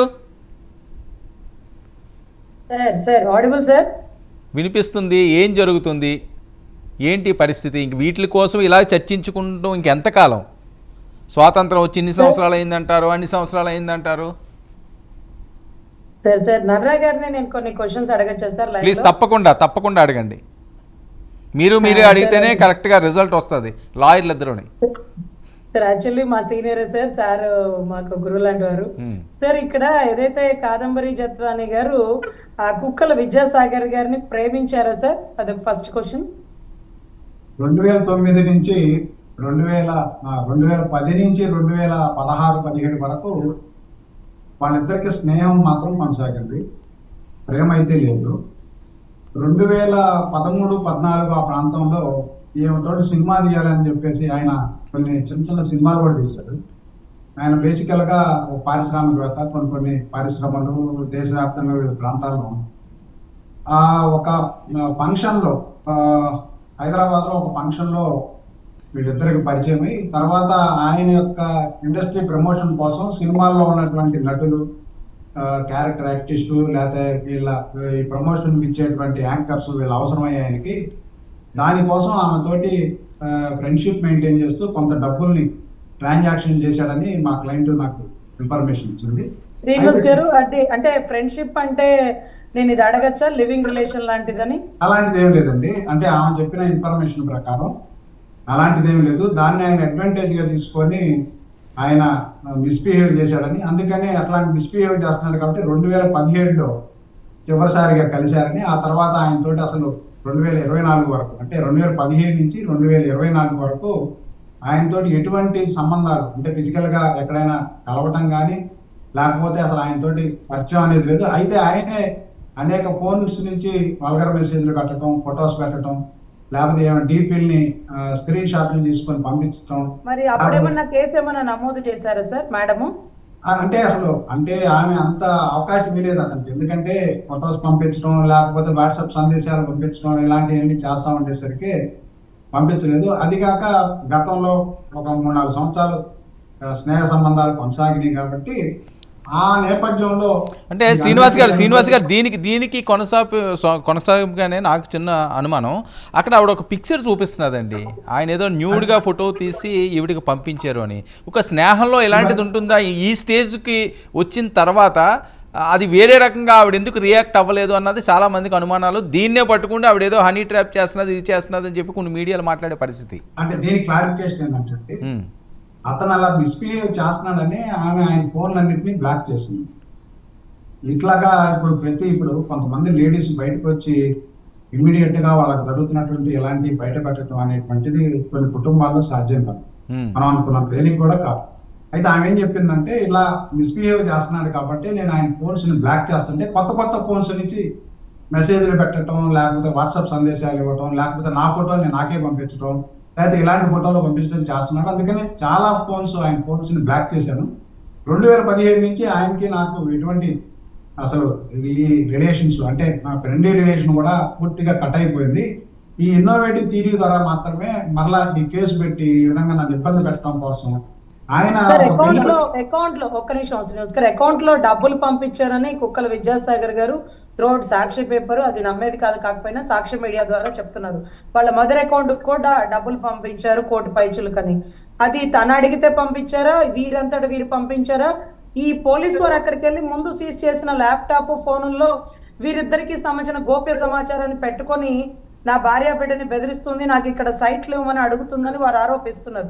అది నమ్మేది అయినా అవ్వకపోయినా మన తరపు అంటే యాజ్ అన్ అడ్వకేట్ మీరు తరపు మీరు క్లారిటీ ఇచ్చి ఉండాలని నా ఉద్దేశం. ఇలాంటి అన్ని అంశాలని నేను ఆమెతోటి కూర్చొని మీడియాలో వచ్చినటువంటి అంశాల గురించి నిన్న ఆ పేపర్స్ లో వచ్చినటువంటి విషయాలు, హనీ ట్రాప్ అని చెప్పి వివిధ పత్రికలు రాసిన అంశాలు, లేకపోతే కొన్ని మీడియా ఛానల్స్ లో యూట్యూబ్ ఛానల్స్ లో వస్తున్నటువంటి అంశాల గురించి నిన్న ఒక 15-20 నిమిషాల పాటు ఆమెతోటి ఈ అంశాలన్నీ ప్రొజెక్ట్ చేసి డిస్కస్ చేయడం జరిగింది. ఎందుకంటే క్లయింట్ సహజంగా ఒక అడ్వకేట్ ఎంతవరకు పరిమితం అంటే నాలాంటి అడ్వకేట్ మోర్ పర్టికులర్గా నాకు కొన్ని కన్స్టైన్మెంట్స్, అది ఇష్యూ వచ్చి ఏదైనా మన దృష్టికి వస్తే తప్ప ప్రతి అంశాన్ని మనం ప్రోబ్ చేయడం అనేది క్లయింట్ ప్రైవసీని మనం డిస్టర్బ్ చేయడం అవుతుంది. అందుకని నేను నా 2.5 దశాబ్దాల చరిత్రలో క్లయింట్ తోటి ఎంతవరకు ఇన్స్ట్రక్షన్స్ పరిమితం అవ్వాలనేది అంతవరకే పరిమితం. అయితే ఇప్పుడు ఇష్యూ వచ్చింది కాబట్టి దానికి సమాధానం చెప్పాలి కాబట్టి నిన్న ఆమెని ఈ అంశాల గురించి ప్రొజెక్ట్ చేస్తే ఆమె కొన్ని అంశాలు చెప్పింది. ఒకటి, ఈ విద్యాసాగర్కి అనేకమైనటువంటి ప్రమోషన్స్ అవసరమని ఆయన చేసేటువంటి వ్యాపార కార్యకలాపాలు. రెండోది, ఆయనంతటా ఆయనగానే 1-2 సినిమాల్లో ప్రపోజల్ కోసం అంటే సినిమా తీయటం కోసం ప్రపోజల్ కోసం సంప్రదించి డబ్బులు పంపించిన మాట వాస్తవం. రెండోది, ఆమె కొంతమందిని పరిచయం చేసి ఇట్లాగా ఈ యాంకర్స్ని ఇట్లాంటి వాళ్ళని ప్రమోషన్ కోసం పరిచయం చేసిన సందర్భంలో ఆ ట్రాన్సాక్షన్స్ కూడా కొన్ని సినీ సంస్థల నుంచే ఆయన పంపించాడు. అయితే ఆయన చెప్పినట్టుగా కోట్ల రూపాయల ట్రాన్సాక్షన్ అయితే ఎట్టి పరిస్థితుల్లోనూ జరగలేదు. ఆయన ఏంటంటే ఈ విధంగా ఏదో ఒక చిన్న బహుమతులు ఇవ్వటం, డబ్బులు ఇవ్వడం ద్వారా ఆమె ట్రాప్ చేసి పెళ్లి చేసుకోవాలనే ప్రతిపాదన పెట్టాడు. గతంలో పెడితే ఆమె 2015లో ఆ పెళ్లి ప్రతిపాదనని తిరస్కరించింది. దానికి కారణం ఏంటంటే అప్పటికే ఆయన మీద ఫైనాన్షియల్ ఫ్రాడ్స్ ఉండటం, అతను పెళ్లి చేసుకొని వాళ్ళ భార్య విడాకులు పొందటం, ఆ విడాకులు వచ్చినటువంటి డైవర్స్ పిటిషన్లో కానీ ఆ ఆర్డర్లో కానీ అతనికి చాలా మంది మహిళలతో రిలేషన్ ఉందని చెప్పేసి మెన్షన్ కావడం, ఇవన్నీ డేటా ప్రొక్యూర్ చేసుకుని ఆమె దగ్గర ఉన్నాయి. ఆ తర్వాత ఈయనకి భారతదేశంలో వివిధ రాష్ట్రాల్లో ఈయన మీద ఎకనామిక్ అఫెన్సెస్ ఉన్నాయని చెప్పేసి ఆమె తెలుసుకొని వీటన్నిటి ఇంత రిస్కీ ఉంటే ఇతను అనవసరంగా ఇతనితో పెళ్లి ప్రతిపాదన ఇదంతా కరెక్ట్ కాదని చెప్పేసి ఆమె అతనితో సంబంధాలు తెగిపోవడానికి ప్రధానమైనటువంటి కారణం అతను చేసిన పెళ్లి ప్రతిపాదన. ఆమె అతని యాంటిసిడెంట్స్ ని చెక్ చేసుకుంది. అయితే మానిటరీ ట్రాన్సాక్షన్స్ ఏదైతే ఉందో దాన్ని నేను ఆమె ఫస్ట్లోనే అడిగితే నా దగ్గరకు వచ్చిన బిగినింగ్లోనే అడిగాను, ఎందుకు మరి ఇలా చేయాల్సి వచ్చింది, అతను మానిటరీ ట్రాన్సాక్షన్ చేయాలి. యాజ్ ఎ ఫ్రెండ్గా అతను నేను మెడిసిన్ చదువుతా ఉంటే నాకు హెల్ప్ చేస్తానని అతనే చెప్పాడు. దానికి కారణం ఏంటంటే నేను కూడా అతనికి హెల్ప్ చేశాను. ఆ హెల్ప్ అనేటువంటిది ఈ విధంగా జరిగింది. నా ఫ్రెండ్స్, యాంకర్స్, నా సహచరులు, సినీ సహచరులు నన్ను కూడా సినిమాలు తీస్తానని ముందే ఆయన నాకు డబ్బులు ఇవ్వడం ఇలాంటివి జరిగినాయి. అవి కూడా 25,000, 10,000, 5,000, 50,000 మొత్తం మీద 3-4 లక్షల రూపాయల్లో ట్రాన్సాక్షన్ తప్ప ఆయన చెబుతున్నట్టుగా మీరు బ్యాంక్ స్టేట్మెంట్ కూడా చూడండి. నేను కూడా దాన్ని పరిశీలించాను, పోలీసు వాళ్ళకి ఇచ్చింది. కేవలం 3 లక్షలు 4 లక్షల రూపాయల లోపే, అది కూడా 5,000, 10,000, 20,000 ఇది హోటల్ బుక్ చేశారని, రూమ్స్ బుక్ చేశారని, లేదా వాళ్ళు ఎక్కడికన్నా ఫ్యామిలీ వెళ్తామంటే టెంపుల్స్కి ఇట్లాంటి వాటికి ఫ్లైట్ బుక్ ఇలాంటివి చేశారు తప్ప ఆయన ఎన్మాస్గా లక్షలు ఇచ్చేంత ఆర్థిక స్తోమత ఆయన దగ్గర లేదు. అదేవిధంగా అలా లేదని చెప్పేసి ఇన్స్ట్రక్షన్స్. కాబట్టి ఆయనతో ఏదో రిలేషన్ మెయింటైన్ చేసింది, హనీ ట్రాప్ చేసింది, ఇవన్నీ కూడా ఫాల్స్ అని చెప్పేసి ఆమె నేను మీడియా ముఖంగానే చెప్పింది, నేను కూడా చెప్పాను. తర్వాత శ్రీనివాస్ గారు 18 బ్యాంక్ అకౌంట్లు అని చెప్పారు. మీకు ఎన్ని బ్యాంక్ అకౌంట్లు ఉన్నాయో నా దగ్గర తెలియదు, కానీ సుమారుగా 18 బ్యాంక్ అకౌంట్లు ఆవిడవి సీజ్ చేశారు, లేకపోతే బ్లాక్ చేశారు. 18 బ్యాంక్ అకౌంట్లు ఏ వాటికి సంబంధించిన అన్ని అకౌంట్లు ఎక్కడికి వచ్చినాయి? ఆవిడ ఒక బాలీవుడ్ స్టార్ కి అంత కెపాసిటీ ఎక్కడి నుంచి వస్తుందనేది అంటే ఏంటంటే ఇవన్నీ కూడా ఫ్యామిలీ మెంబర్స్ అందరి బ్యాంక్ అకౌంట్స్, నా ఒక్కదాన్ని కాదు. దీంట్లో నా దగ్గర లిస్ట్ ఉంది, నేను సిపి గారికి కూడా దాన్ని సబ్మిట్ చేయడం జరిగింది. 18 బ్యాంక్ అకౌంట్లలో axis bank, state bank, HDFC ఇట్లా వివిధ బ్యాంకులు ఉన్నాయి. వివిధ బ్యాంకుల్లో ఫ్యామిలీ మెంబర్స్ వాళ్ళ ఫాదరు మదరు హై పొజిషన్ లో పనిచేశారు, అట్లానే వాళ్ళ బ్రదర్ అకౌంట్లు, వాళ్ళ సిబ్లింగ్ అకౌంట్స్, ఈ అకౌంట్స్ అన్ని కూడా ఆమె కాదు, వివిధ అకౌంట్స్ వాళ్ళ ఫ్యామిలీ మెంబర్స్ అకౌంట్స్ అవన్నీ సీజ్ చేయాలి. ఎందుకంటే వాళ్ళ దగ్గర డేటా ఉంది, ముందే సెక్యూర్ చేస్తున్నారు. ఈయన కూడా గతంలో ఆమెకి బ్యాంక్ ట్రాన్సాక్షన్స్ చేశాడు కాబట్టి ఆ బ్యాంక్ అకౌంట్స్, ఆ నెంబర్స్, అట్లానే అవన్నీ కూడా వాళ్ళ దగ్గర కూడా వాళ్ళ ఫోన్లో ఉన్నటువంటి డేటా ఇవన్నిటిని బలవంతంగా తీసుకొని సెక్యూర్ చేసుకొని బ్యాంక్ అకౌంట్స్ అన్నింటినీ సీజ్ చేయడం జరిగింది. అవన్నీ ఆమె కాదు, వాళ్ళ ఫ్యామిలీ మెంబర్స్, సిబ్లింగ్స్. సో ఇప్పుడు 5 ఎకరాల భూమి అని అడిగారు చూడండి, 5 ఎకరాల భూమి కుక్కల విద్యాసాగర్ గారు ఆవిడకి ఇచ్చారండి. ఇది ఒక పెద్ద ఫ్రాడ్. ఈ అగ్రిమెంట్ ఆఫ్ సేల్ ఇక్కడ ఉంది. ఈ అగ్రిమెంట్ ఆఫ్ సేల్ 20 నవంబర్ 2018లో జరుగుతుంది. మరి మిడిమిడి జ్ఞానంతో లాయర్ రాసినటువంటి లేకపోతే స్టాంప్ వెండర్ రాసినటువంటి అగ్రిమెంట్ లాగా నేను భావిస్తాను. ఎందుకంటే నేను 2.5 దశాబ్దాలుగా ప్రాక్టీస్ చేస్తున్నాను. పైన ఏమో అగ్రిమెంట్ ఆఫ్ సేల్ అని ఉంటుంది, లోపలికి వచ్చేసరికి ఇదేదో పవర్ ఆఫ్ అటార్నీ అని ఉంటుంది. ఇక్కడేమో 50 లక్షల రూపాయల ట్రాన్సాక్షన్ జరిగిందని ఉంటుంది. ఈ స్టాంప్ ఏమో మహారాష్ట్రలో ఉంటుంది, డేట్ ఇంకొక రకంగా ఉంటుంది. మా క్లయింట్ని దీని మీద రైట్ ఇన్ఫర్మేషన్ యాక్ట్ కింద సమాచారం తీసుకోమంటే ఆమె వెళ్ళి రిజిస్టర్ ఆఫీసులో వాళ్ళ పేరు మీద వాళ్ళ ఊరు వెళ్ళిన తర్వాత దీనికి సంబంధించిన వివరాలు తీసుకున్నారు. ఇది 2023లో తీసుకున్నటువంటి 2024లో తీసుకున్నటువంటి స్టాంప్ పేపర్ ఇది. ఆమె యొక్క దీంట్లో అసెట్ అయినది. ఈ అగ్రిమెంట్ ఆఫ్ సేల్ లో తర్వాత శ్రీనివాస్ గారు ఆ ఫోటో ఏదైతే ఉందో అసభ్యంగా ఉన్న ఫోటో, అది ఎప్పుడుదోది కదా, ఇప్పుడుది కాదు కదా అని మన ఉద్దేశం.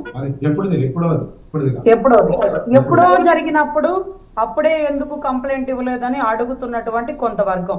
ఇప్పుడు ఆ ఫోటోని అంటే ఈ డిస్కషన్ అంతా ఎలక్షన్ కి ముందు ఎందుకు జరిగింది? ఏదైనా ఫైనాన్షియల్ వాళ్ళిద్దరి మధ్య గలాట వచ్చిందా, లేకపోతే అతను ఆవిడ మార్పింగ్ వీడియోసా, ఇతని మార్పింగ్ వీడియోసా ఆవిడ దగ్గర గోప్యంగా ఉండి నన్ను డబ్బు ట్రాన్సాక్షన్ గురించి ఇబ్బంది పెడుతుంది, అంతివ్వు నీ ఫొటోస్ బయట పెడతానంటుంది అంటూ కొంత స్టేట్మెంట్లు ఇవ్వడం జరుగుతుంది. అఫ్కోర్స్ ఈవిడ దగ్గర కూడా బయట పెట్టిన ఫోటో ప్రకారం కూడా ఇప్పుడు అఫ్కోర్స్ అది అతని ఫోటో బయటకు తీసుకొచ్చారు. ఈవిడ దగ్గర కూడా ఇతని దగ్గర కూడా ఈవిడ చాలా ఫొటోస్ ఉండి ఉండొచ్చు. అఫ్కోర్స్ ఇతను బయట పెట్టలేదేమో, whatever it may be. కానీ ఎప్పుడో దిగిన ఫోటో ఇప్పుడు బయట పెట్టడం ఒక డౌట్. మనీ ట్రాన్సాక్షన్ కొద్దో గొప్ప జరిగింది అంటే మీరు ఇందాక నుంచి ఫ్రెండ్స్ అంటున్నారు. అది ఎంతవరకు ఫ్రెండ్షిప్ మీకైనా నాకైనా కొంతవరకే తెలుసు. అఫ్ కోర్స్ దెన్ ఇక్కడ ఏం జరుగుతుందంటే అఫ్ కోర్స్ ఆవిడ మంచి అయినా చెడైనా ఈ కేసులన్నీ ఫాల్స్ కేసు. ఆవిడ ఆంధ్ర రాష్ట్రం తీసుకొచ్చి ఈ రకంగా తప్పుడు కేసులు వేయకూడదు. హనీ ట్రాప్ అంటే దానికి సంబంధించిన కేసులు వేయాలి. నా దగ్గర నుంచి డబ్బులు అవుతుంది, మార్పింగ్ ఫొటోస్ పెడుతుందని. సో జిందాల్ గారికి జగన్ గారికి ఉండే రిలేషన్ ఒక ఫోన్ కాల్లో మీకు ఏం కావాలన్నా చేసి పెడతానన్నాడు మన జగన్ గారు జిందాల్ గారికి అష్యూరెన్స్ ఇచ్చి. అదే రకంగా ఇక్కడికి సంబంధించినటువంటి ట్రాక్ రికార్డ్ ప్రకారం ఏదైతే డీజీపీ గారి దగ్గర నుంచి క్రాంతి రంటాట, విశాల్ గున్ని వీళ్ళందరూ కలిసి చేసిన ట్రాక్. కానీ వీళ్ళు అక్కడికి వెళ్ళి ఈ డాక్యుమెంట్స్ అన్ని సెట్ చేయడం మానేసి ల్యాప్టాప్ లో సమాచారం అంటే ఏ ఫోటోలు సీజ్ చేశారు, ఆవిడ ఏ ఫోటోలు దగ్గర పెట్టుకొని ఇప్పుడు కొన్ని ఫోటో మనకు చూపించింది, కొన్ని ఫోటోలు చూపించలేదు. ఏమో చాలా ఫొటోస్ తన దగ్గర ఉండి ఉండొచ్చేమో కదా అని కొంత వర్గం వారి అనుమానం. లేవు అని చెప్పలేం కదా మనమేమి, ఎందుకంటే ఇది చూపించింది కాబట్టి ఇంకా కొన్ని ఉండే అవకాశం ఉండొచ్చు. అబ్బగారు ఇక్కడ ఏంటంటే మనం మన రాష్ట్రంలో జరిగినటువంటి ఒక ఇల్లీగాలిటీ మీద మాట్లాడుతున్నాం. అవును, ఇక్కడ ఒకటి ఏంటంటే వ్యక్తుల స్థాయిలో కొన్ని బలహీనతలు, వ్యక్తుల స్థాయిలో కొన్ని ఇష్యూస్ ఉండొచ్చు. అవి అన్నీ మనం ఈ వేదిక గుండా చర్చించడం. ఒక క్లారిటీ కావాల్సిందంటే ఈ పెట్టినటువంటి కేసు వాస్తవమా కాదు. రైట్. రెండవది, ఈ జరిగినటువంటి ఇష్యూ మొత్తం ఏది వాళ్ళని అరెస్ట్ చేయటం, వాళ్ళని పోలీస్ కస్టడీలో బంధించడం, అట్లాగనే వాళ్ళ మీద మెంటల్ టార్చర్ చేసి ఇంకో కేసుని విత్డ్రా చేసుకోమని వేధించడం, ఇవన్నీ అప్పరెంట్ గా కనపడుతున్నటువంటి ఇల్లీగాలిటీస్. దీని వెనక ఐఏఎస్ లో ఉన్నాం. అయితే కొంతమంది ఏంటంటే హనీ ట్రాప్ జరిగింది, లేకపోతే అనేక చోట్ల అట్టా చేసింది, ఇట్లా చేసిందా. నిన్న ఆమె దానికి సమాధానం ఏమని చెప్పిందంటే, ఒకవేళ నేను ఆ విధంగా హనీ ట్రాప్ ఎవరినైనా చేస్తుంటే వాళ్ళని డైరెక్ట్ గా లైవ్ లోనే మాట్లాడించాను. నేను ఏం ట్రాప్ చేశానో నేనే సమాధానం, అది ఎలా జరిగింది అనేటువంటిది ప్రూఫ్స్ ఇవ్వమని, దానికి నేను సమాధానం చెప్పడానికి సిద్ధంగా. గతంలో అంటే నేను చెప్పలేకపోయాను ప్రజలు. ఈ రోజు వాళ్ళు ఏదో చెప్తున్నారు కదా హనీ ట్రాప్ అనేది, నేను ఆమె స్పెసిఫిక్గా అడిగాను ఇలాంటి ఏదైనా ఉంటే ముందే చెప్పండి. కానీ ఆమె ఏమైంది చెప్పిందంటే స్పష్టంగా, ఒకవేళ అలాంటిది ఏదైనా ఉంటే మీ దగ్గర డేటా తీసినప్పుడు, నిన్న ఒక ఆయన పెద్ద ఆయన గతంలో మంత్రిగా చేసిన ఆయన ఆమె మీద 40 కేసులు ఉన్నాయి దేశవ్యాప్తంగా అన్నాడు. నేను మా క్లయింట్కి అడిగితే ఈ ఒక్క కేసు తప్ప ఈ భూ ప్రపంచంలో నాకు ఇంకో కేసు లేదు, నేను పెట్టిన కేసు నా మీద పెట్టిన ఈ తప్పుడు కేసు తప్ప ఇక్కడ కూడా ఈ భారతదేశం. ఓకే శ్రీనివాస్ గారు తీగలాగారు, ఖచ్చితంగా డొంక కదులుతుంది. అది ఏ రకంగా అన్నా అవనియండి, వీళ్ళు తప్ప లేకపోతే వాళ్ళు తప్ప అన్నది మొదలైతే అయ్యింది కదా. విషయం ఏంటంటే తీగలాగడం దొంగలాగా కదలటం కాదండి. మనం ఒక ఇష్యూని డిస్కస్ చేస్తాం, ఇల్లీగాలిటీ. ఈ కేసులో పోలీసుల ప్రవర్తన సరిగ్గా, అవును, అది మనకు కావాలి. గతంలో పరిపాలించిన పెద్దల్లో ఎవరికైనా జోక్యం ఉందా, లేదు పోలీసు యంత్రాంగం అరెస్ట్ సందర్భంలో కానీ, అసలు ఒక చిన్న అంశం చెప్పండి, వాళ్ళని అరెస్ట్ చేసి ఇక్కడ తీసుకొచ్చారు, 20 రోజులు బెయిల్ అసలు కనీసం వేయలేదు, ఎందుకు వేయలేదు? మనమే ప్రశ్నించుకున్నాం. ఎవడైనా బయటికి రావాలని కోరుకుంటాడా, లోపల ఉండాలని కోరుకుంటాడా? అంటే తర్వాత బయటకు వచ్చిన తర్వాత మరలా వాళ్ళని సర్వేలెన్స్ లో ఉంచి 2 నెలలు ఇక్కడ ఉండకుండా బయటికి పోకుండా ఉండే విధంగా కండిషన్ వచ్చింది. ఆ కండిషన్ అంటేనే రిలాక్సేషన్, అది వేరే సంగతి. కానీ ఒక మనిషిని ఎన్ని రోజులు కట్టడి చేస్తారు ఒక చిన్న అంశంలో. రెండోది 467 ఐపీసీ పెట్టారు ఈ కేసులో. ఈ చెత్త అగ్రిమెంట్ని బేస్ చేసుకుని ఎవడన్నా ప్రాపర్టీ ట్రాన్స్ఫర్ చేయగలుగుతాడంటే అసలు సాధ్యమైనా? భూ ప్రపంచంలో అడగండి ఏ లీగల్ ఎక్స్పర్ట్ అయినా. ఈ అగ్రిమెంట్ దేనికి వస్తుంది అసలు? రెండోది, నా దగ్గరకి ఆ క్లయింట్ మా ఆఫీస్కి వచ్చింది గుంటూరు. అదే రోజు ఈ ప్రాపర్టీకి సంబంధించినటువంటి ఈసీని ఆన్లైన్లో సెక్యూర్ చేశాం. ఈ ప్రాపర్టీ ఏదైతే ఉందో స్టేట్ ఫైనాన్షియల్ కార్పొరేషన్లోను, ప్రభుత్వ రంగ బ్యాంకుల్లోనూ తనఖా పెట్టాడు. అతను రిజిస్టర్ తనఖా పెట్టినటువంటి డాక్యుమెంట్ని ఎవడైనా అమ్మగలుగుతాడా, కొనగలుగుతాడా? 10 కోట్ల రూపాయల ట్రాన్సాక్షన్ చేసేవాడు ఎవడైనా అసలు కనీసం ఈసీ తీసుకోకుండా ట్రాన్సాక్షన్ చేస్తాడా? ఇప్పుడు అందులో చెప్పారుగా వాళ్ళే వచ్చి, అసలు మాకు సంబంధం లేదండి, ఆ సినీ యాక్టర్ ఎవరో మాకు తెలియదు, మా పేరు వాడుకున్నారు, మా ఆధార్ కార్డులు తీసుకున్నారని చెప్పారు. మరి ఫాల్స్ కేసు అని మాకు అర్థం కావట్లా. నేను ఎంతవరకు న్యాయవాదిగా అన్ని విషయాల్లో ఆమెకు సంబంధించిన పర్సనల్ విషయాలు అన్నింటిలో నేను సమాధానం చెప్పలేదు. నా రోల్ ఎంతవరకు అంటే లీగల్ గా జరిగిందా లేదా, చట్ట ప్రకారం వ్యవహరించారా పోలీసులు లేదా, చట్టం ప్రకారం వాళ్ళు కనుక ప్రవర్తించకపోతే వాళ్ళకి ఏం శిక్ష చేయాలి, ఏ విధంగా న్యాయం. కాబట్టి ఇక్కడ చాలా ఇల్లీగాలిటీస్ కనపడతా ఉన్నాయి. హక్కుల వైలేషన్ జరిగింది, రాజ్యాంగ వైలేషన్ జరిగింది, సిఆర్పిసి డీవియేషన్ అయింది. రెండోది పోలీస్ పాసులు, ఐఏఎస్లు చాలా మంది స్ఫూర్తిదాయకంగా దేశంలో మెరిట్ సాధించినటువంటి వాళ్ళు ఐఏఎస్లు ఐపీఎస్లు అవుతారు. అలాంటి ఐపీఎస్లు వాళ్ళంతా ఆదర్శంగా ఉండాల్సింది పోయి ఇలాంటి న్యాస్టిస్ థింగ్స్ పాల్పడతారండి. అందులో వాళ్ళు చాలా సుపీరియర్ పొజిషన్లో ఉన్నారు. ఐపీఎస్ వాడు, సీనియర్ ఐపీఎస్ వాడు ఇలాంటి పనులు చేయొచ్చా? అసలు ఈ విధంగా చేయొచ్చా? వాళ్ళని కస్టడీలోకి తీసుకొని ఆ విధంగా ఇంకో కేసు విత్డ్రా చేసుకుంటే దాన్ని ఏమంటారు? వాళ్ళు ఏ అఫెన్సులు చేసినట్టు? 100 అఫెన్సులు చేశారు ఈ కేసులో. ఈ 100 అఫెన్సుల ప్రకారం వాళ్ళ మీద కేసు పెడితే వాళ్ళు జీవితాంతం లోపల ఉండాల్సి వస్తుంది. ఓకే, ఒక్క నిమిషం అండి. శివ హైదరాబాద్ నుంచి మరో కాలర్ ఉన్నారు. శివ గారు.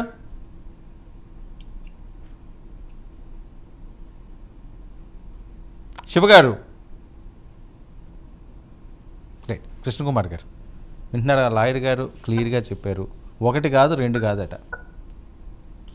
లేదండి, ఈ కేసులో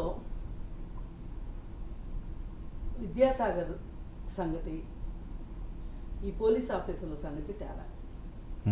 ఇంత జరిగిన తర్వాత కూడా విద్యాసాగరు ఒక మీడియా ఛానల్లో కూర్చొని ఆవిడ క్యారెక్టర్ గురించి మాట్లాడగలిగే పరిస్థితిలో ఈ రోజుకి ఉన్నాడు అంటే, ఈ పాటికి ఇంత జరిగాక ఏ నీళ్లు లేని బావిలోనూ దూకి ఏమైనా చేసుకోవాల్సినంత పరిస్థితి. ఆ ఫోటోలు పంపటం ఏంటి, పైగా ఆ ఫోటో నాది కాదని చెప్పటం, పైగా వాళ్ళకి అలవాటైపోయింది మార్ఫింగ్ చేసిన ఫోటోలు అని చెప్పడం అలవాటైపోయింది వాళ్ళకి. అందుకే అలవాటైపోయిన విద్య కాబట్టి ఆ విధంగా వాళ్ళు వాళ్ళ విద్యలో వాళ్ళు బ్రహ్మాండంగా జీవిస్తున్నారు.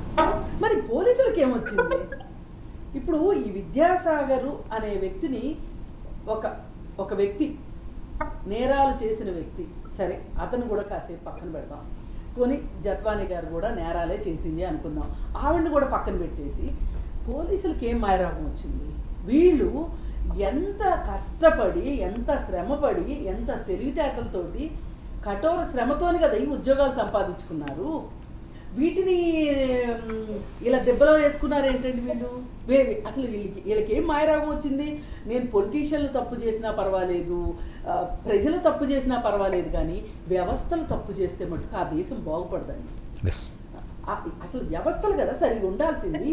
ఇవాళ మరి లాయర్ గారు పాయింట్ టు పాయింట్ మాట్లాడుతుంటే ఏంటి చెప్తారు సమాధానం?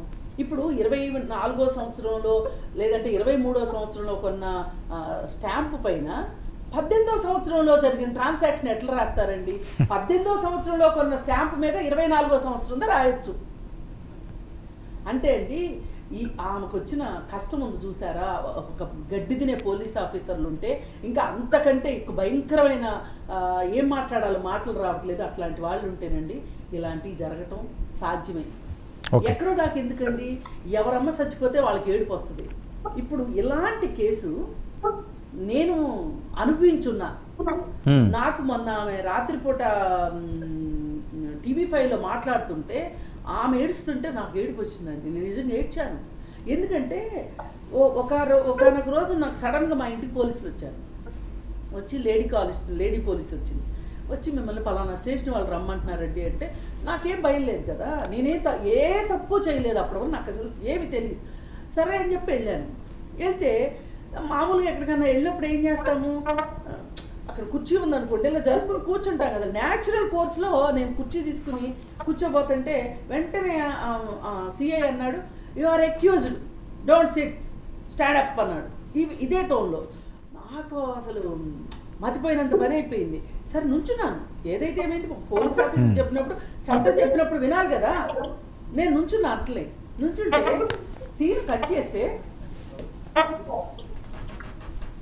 కాసేపటికి ఒక ఇద్దరు పెద్ద మనుషులు వచ్చి కూర్చున్నారండి స్టేషన్లో.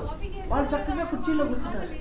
కూర్చుంటే పలానా అతని దగ్గర మీరు 2 కోట్లు తీసుకున్నారంట అని నన్ను అడిగాడు. వాళ్ళిద్దరు పేర్లు చెప్తున్నారు నాకు.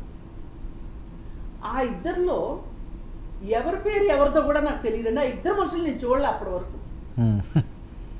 టీ కూడా ఇచ్చుకోవాలి, టీ కాఫీ కూడా అవన్నీ మామూలే. అయితే ఇక్కడ నేను చెప్పొచ్చేది ఏంటంటే ఆ క్షణంలో అసలు వీళ్ళెవరు, నేను 2 కోట్లు తీసుకున్నానని వీళ్ళు చెప్తున్నారు, వీళ్ళనేమో నా జన్మలో నేను ఇంతవరకు చూడలేదు, ఇప్పుడు నేను ఏంటి చెయ్యాలి? ఓ పక్కన ఈయన నేను ఇప్పుడే సిపి ఆఫీస్కి వెళ్ళి వస్తానని చెప్పి ఆ పోలీస్ ఆయన వెళ్ళాడు. ఇంకొక పోలీస్ అతను వచ్చి నా దగ్గరకు వచ్చి చెప్తాడు, చూడండి మీరు ఏదో ఒకటి ఒప్పేసుకోండి, ఇప్పుడు ఎంతో కొంత ఇప్పుడు ఇచ్చేయండి, తర్వాత మిగతా ఇస్తానని చెప్పండి, లేకపోతే 2 కోట్లు మోసం చేసిన ఒక రియల్ ఎస్టేట్ లేడీ, మాయ లేడీ అని మీ మీద స్క్రోలింగ్ వస్తుంది, మీరు ఏదో ఒకటి ఒప్పేసుకోండి అని ఒక పక్కన ఇతను చెప్తాడు. నాకేం అసలు వీళ్ళు ఎవరో తెలీదు. ఇంత చేసి సీన్ కట్ చేస్తే ఒక ఫాల్స్ కేసు నా మీద పెట్టినోడు కోర్టుకు రాడు. నేను 5 సంవత్సరాలు తిరిగానండి. మన సిస్టమ్, లీగల్ సిస్టమ్ ఎట్లా ఉందంటే ఇది మారాలండి, లీగల్ సిస్టమ్ మారాలి. 5 సంవత్సరాలు నేను బుద్ధిగా స్టేషన్కి కోర్టుకి వెళ్ళేదాన్ని, ఎప్పుడు వాయిదా అంటే అప్పుడు వెళ్ళేదాన్ని. 5 సంవత్సరాల్లో ఒక్కసారి కూడా నా మీద కేసు పెట్టిన అతను రాలేదు, సాక్షులు రాలేదు, ఐవో రాలేదు. నేను తిరుగుతూనే ఉన్నా. చివరికి ఆయన వాళ్ళు ఏదో డబ్బులు తీసుకొని కాంప్రమైజ్ అవుతామని చెప్పి కోర్టుకు వస్తామని చెప్పి వచ్చి పొద్దున్న వచ్చి కాంప్రమైజ్ అవుతామని చెప్పి మధ్యాహ్నం రాలేదు. మళ్ళీ సాగింది. ఆ తర్వాత ఒక 4-5 వాయిదాల తర్వాత సాక్ష్యాధారాలు లేవు ఈ కేసుకి, ఇది తప్పుడు కేసు అని చెప్పి కేసు కొట్టేశారు. అంటే 5 సంవత్సరాల నా విలువైన కాలం కోర్టుకు పోవటానికి ఎంత, రావటానికి ఎంత, ఈ కేసు నా నెత్తిన ఉందనే ఒక టెన్షన్ ఒక పక్క. ఇవన్నీ ఇప్పుడు ఈమె 40 రోజుల పాటు అలా బాధపడుతూ ఉండటము, పైగా కుటుంబం మొత్తాన్ని బాధ పెట్టడం చూస్తే ఇప్పుడు ఇది అనుభవించిన వాళ్ళకే తెలుస్తుంది బాధ. ఇటీవలే తప్పుడు కేసులు ఎక్కువైపోయాయి. తప్పుడు కేసులు ఎక్కువ. ఇప్పుడు తప్పుడు కేసు వీడు పెట్టాడు అన్నప్పుడు అసలు వాడి మీద లీగల్ యాక్షన్ ఏది?